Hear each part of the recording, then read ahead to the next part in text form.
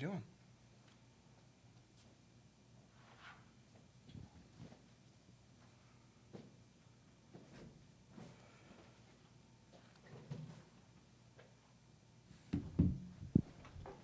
How difficult of a dynamic is it for you not to know your opponent until 2 days before the game? I think for us, it's still far more about what we do and who we need to be. So, getting back from Kansas City, getting some bodies rested, getting back working on the things that we work on, is going to be important. And regardless of who we play, obviously it's a unique dynamic when you don't know. We're one of the teams that doesn't know who that will be.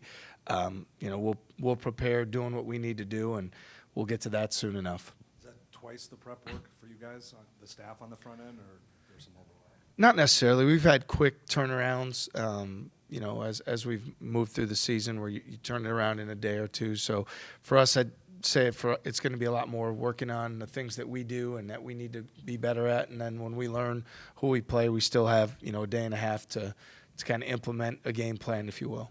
Overall, how do you feel about where you landed seating-wise? Yeah, we felt like it was going to be somewhere in that range, right? 5, 6, maybe could be 4 in one scenario, 6 in another. So about where we felt like we would be, and so just take it as it comes.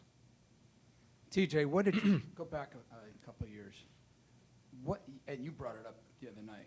You talked about Jazz and Gabe and Rob. What did you do to sell them? How did you sell them? With each of them, there's different things that were important to them, but I think for all three of them, it was they wanted to have leadership roles. They wanted to be able to play in the NCAA tournament. They wanted to have more impact on the team's success. And certainly with all three of those guys, to their strengths, they've all done that. And for them to put their faith and belief in us and, to be able to be in position here for Gabe and Jazz in their last year to go to 2 straight tournaments in their last 2 years, and for Rob to have gone to 2 and still have 1 year to play, it's really an awesome story because where we started at and when we were recruiting them, it was selling hope. It was telling them what we thought we could do if we worked really hard every day, and those guys have done the work and they've earned it, and it's awesome to have that opportunity in front of us. Did any of them ask to see video of Iowa State teams in the past? And if so, did you show them the previous season? Or No, they didn't ask to see film, from the past. I think with each of them, there's certainly questions about style of play, and when it comes down to, for me, will it be how you played at South Dakota State or UNLV or maybe in some of the years we had here? And so for each of those guys, we just tried to paint as clear of a picture as we could about how we thought we would, need to win games and what we need to do that. And when you look at those three guys in particular, they all do a lot of effort-based things. They all are winning players and do things differently. So it's really, as a coach, trying to adapt our way of playing around the strengths of our players, and that's what we've tried to do.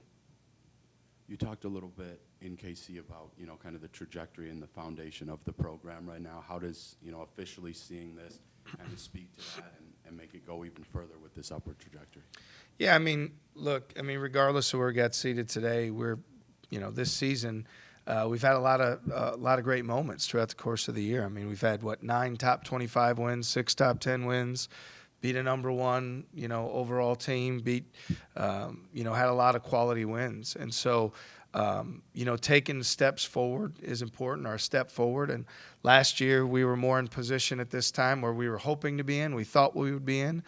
We came today knowing we would be in and just not sure where. So, success isn't always linear. You want to keep taking steps forward. It doesn't mean if you win this many games and you add 2 the next year. But I feel really good about our regular season and that we moved the needle forward again and took that step. And our guys did a lot of hard work each day to make sure we did it. Just curious if you have any connection or have come across with Ben Howland or Jeff Capel on the trail or anything like that in the past. So the Mississippi State coach, Chris Jans, I worked for in junior college for a brief period of time at Chipola College. Coach Capel was the head coach at Oklahoma when I was here as an assistant at Iowa State. So, know him just a little bit. There's not like a long personal story, but Coach Jans, like I say, he gave me my first opportunity to coach in college in general, like in junior college, and he's from Iowa.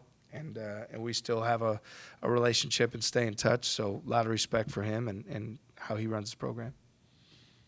TJ, I guess wrapping up here with me at least, do you have any thoughts on there's 6 state of Iowa teams in the NCAA tournament? Do you have any thoughts on that?